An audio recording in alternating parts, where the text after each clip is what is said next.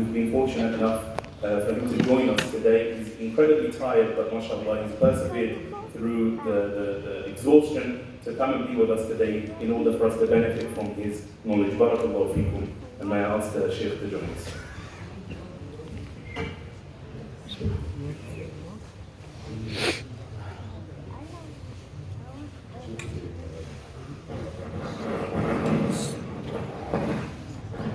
والصلاة والسلام على نبينا محمد وعلى آله وصحابته أجمعين وعلى من اتبع هداه واستنى بسنته واهتدى بهديه إلى يوم الدين. اللهم لك الحمد حتى ترضى ولك الحمد إذا رضيت ولك الحمد بعد الرضا. لك الحمد ملء السماوات وملء الأرض وملء يا ربنا ما شئت من شيء بعد. أهل الثناء والمجد أحق ما قال العبد وكلنا لك عبد. أما بعد, I begin by praising Allah subhanahu wa ta'ala, the most merciful, the most gracious, the most greatest subhanahu wa ta'ala, the most high, the most loving, the most forgiving, the all-knowing, the all-hearing, and the most wise subhanahu wa ta'ala. And by sending salutation and blessing upon our beloved Prophet Muhammad sallallahu alayhi wa sallam. Salas of the messengers, the Imam of the messengers, the seal of the messengers, the best of the messengers, sallallahu alayhi wa sallam.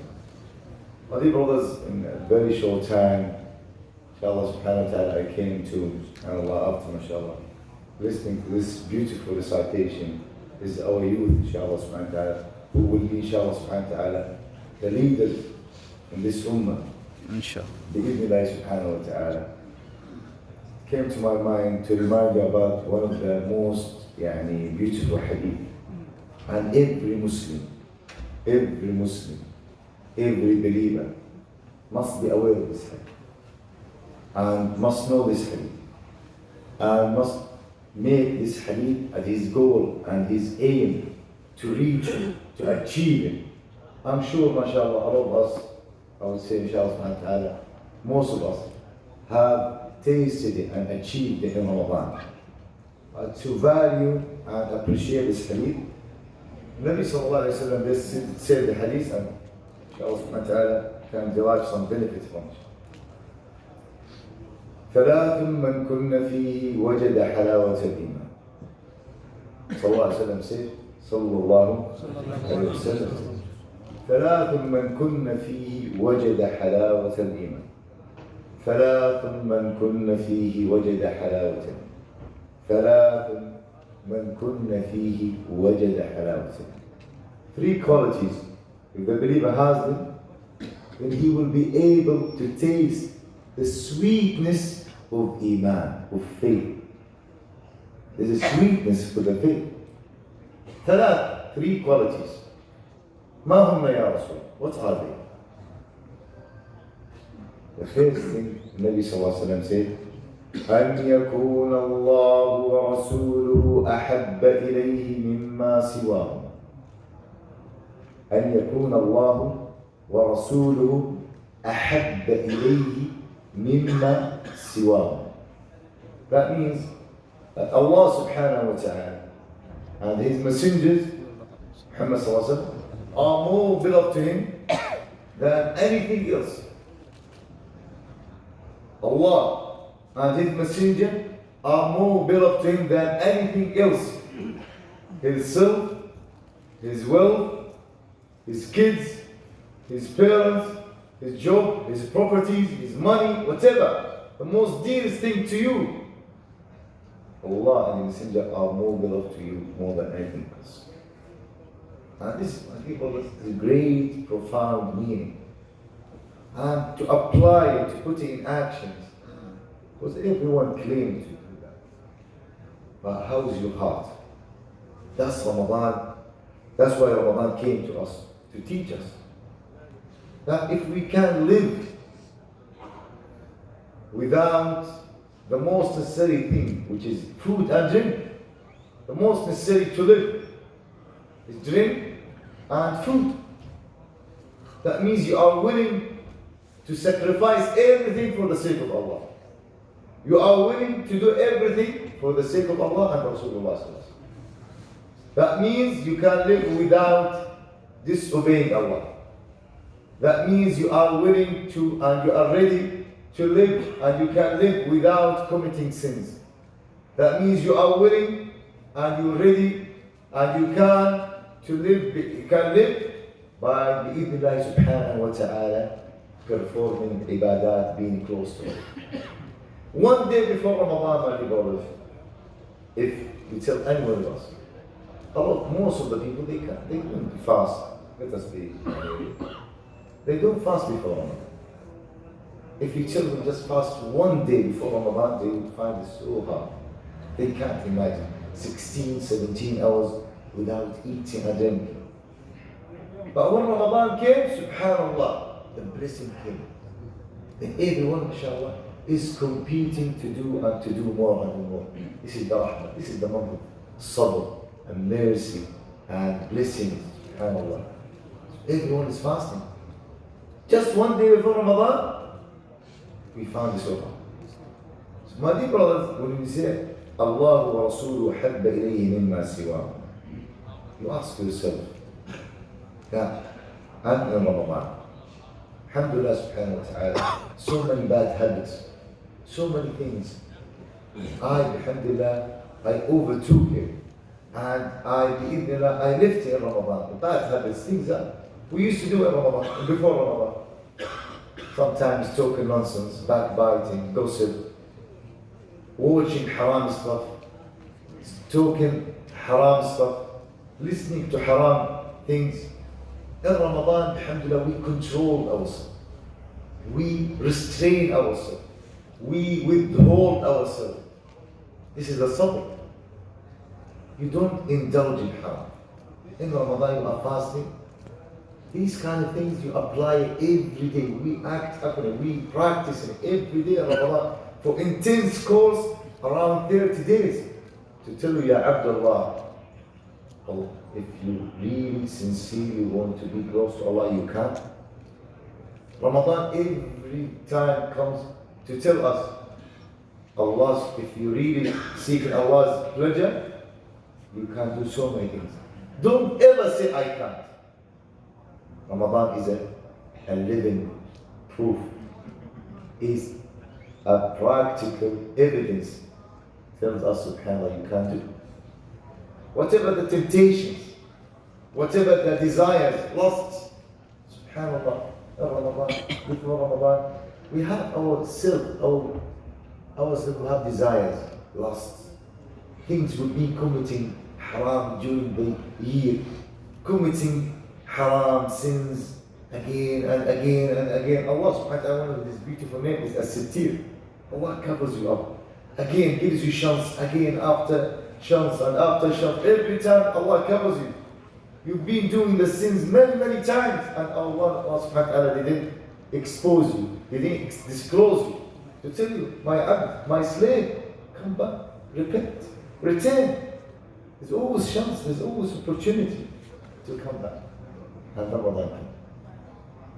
So my dear brothers, in Ramadan, the most beloved things to us, which is one of the things, is money. And subhanAllah created this. وَإِنَّهُ لِحُبِّ الْخَيْرِ وَإِنَّهُ لِحُبِّ الْخَيْرِ لَشَدِيدٌ. Khayr means what? In this context is المال. Subhanallah. People you see, mashallah, in the masjid, they are so generous. They beat their stinginess and their tightness, and they compete to donate for the sake of Allah, to give charity. And this is, subhanallah, this stinginess, this is to how to beat it by, subhanallah, Ramadan teaches us. You can't do that. بإذن subhanahu. So, أن يكون الله ورسوله أحب إليه مما سواه. That means, my dear brothers, you are ready. Ramadan teaches you, because we are trying to link between this hadith and Ramadan, that sabr, and Ramadan teaches sabr. And you know, one of the most difficult things when you are afflicted and tested by losing beloved ones. The most difficult things if you lose, may Allah subhanahu wa ta'ala forbid, but lose your sons, your kids, your parents, your wife, your brother, your sister. That time is one of the most painful things can any one of us ever face. Ramadan comes to you, say, remember, sabr and trust in Allah, they go hand in hand. You can't be patient if you're not believer, mu'min.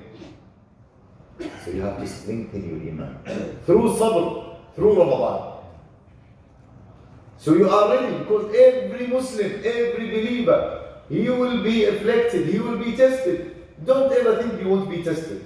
Allah will test you in different ways. Sometimes financially, sometimes losing beloved ones, sometimes in your health, in your wealth. Wallahi, my dear brothers, a few days ago, one of our brothers we witnessed, and I went to visit him. SubhanAllah, he had before Ramadan, he had a plan. He wanted to do this and that. Allah tested him in such a great test that his son is extremely sick with cancer. And he's only just 10 years old. And he's staying with him in the hospital for 6 months. Seeing your kid, your beloved son, he's suffering from pain and sickness, and you can do nothing.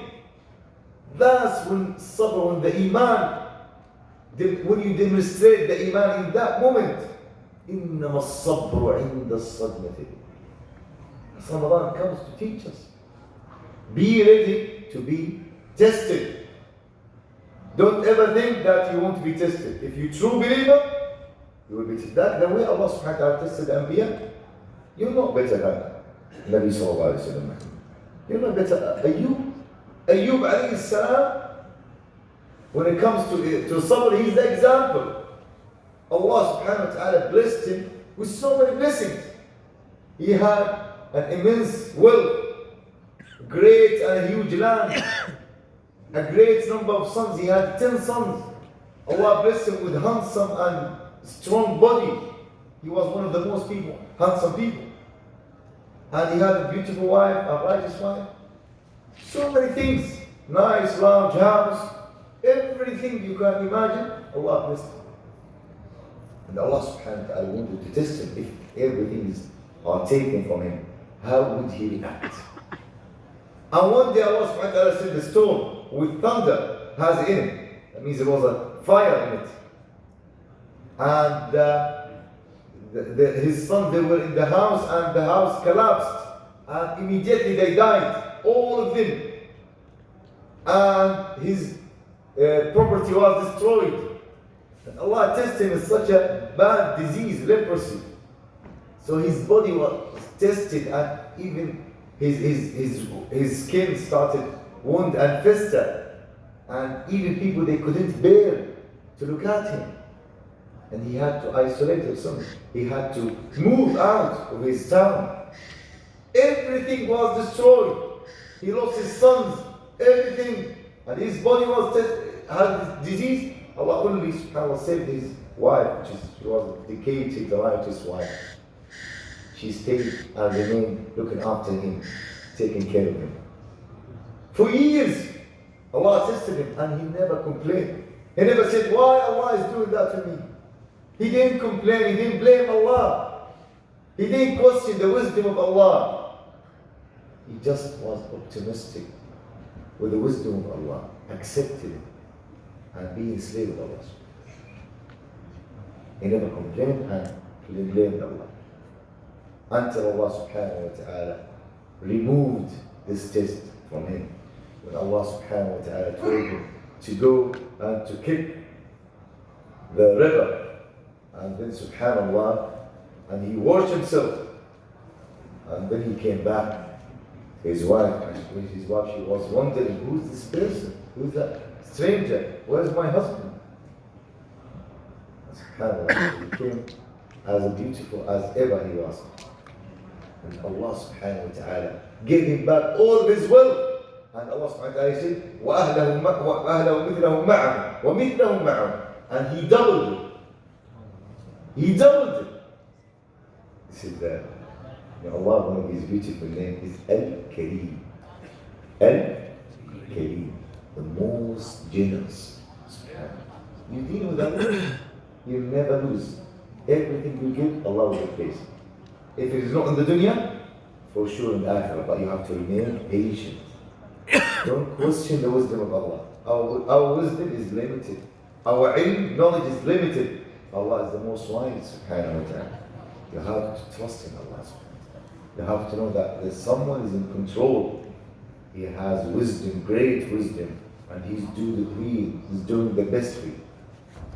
أن يكون الله ورسوله أحب إليه مما سواه. My dear brothers, after Ramadan, most of us, we tasted the sweetness of Iman.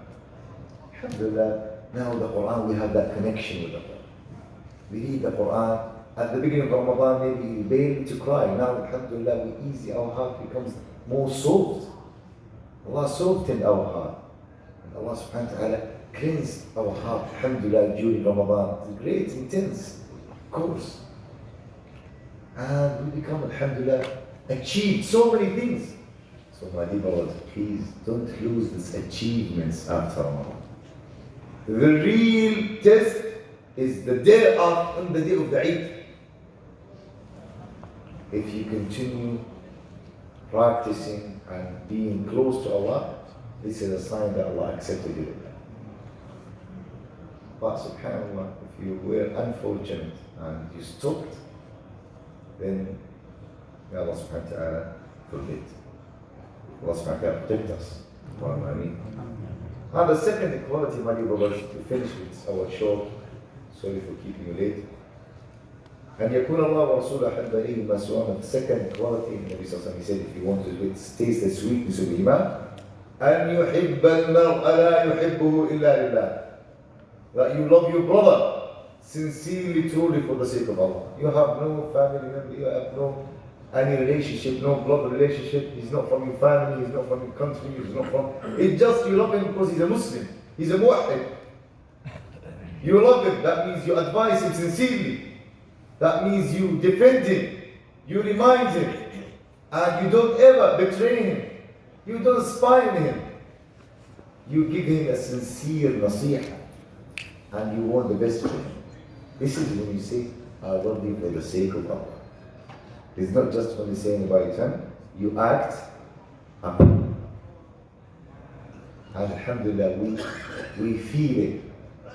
Any stranger, any Muslim comes to our masjid, to any masjid, the moment he just the first time, everyone greeting him, alhamdulillah, assalamu alaikum, brother, and he feels that he's a part of this ummah.